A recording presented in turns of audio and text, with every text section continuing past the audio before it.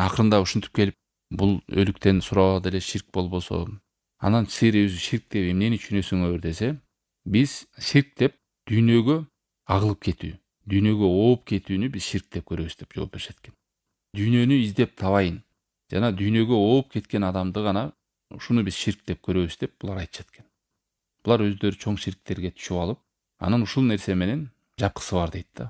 Дүйнөгө өтүп кеткендерди биз, дүйнөгө кирип кеткендерди, дүйнөгө издегендерди.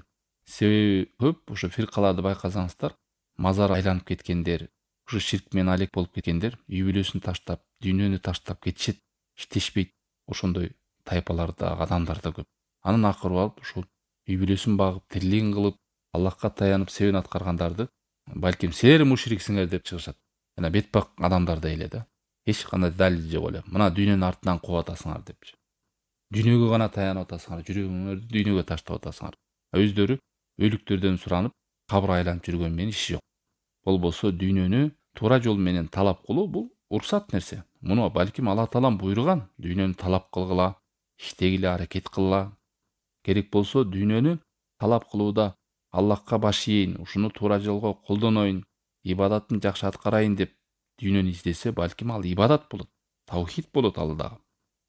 Дүйнөнү эмне табат? Ошол бирөөдөн сурабайын, бирөөнүн колун карап калбайын, үй бүлөмдү багайын, жоопкер экенмин деп, ушуну жакшылыкка колдоноюн дейт, зекет берейин, башкага жардам берейин, умрага барайын, кедей кембагалдарга жардам берейин, балдарымды окутайын дейт да.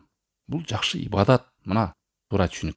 Анан булар келиптир аягында ширк эмнесиздер десе, мына ушуну жооп берип атат. Алла сактасын.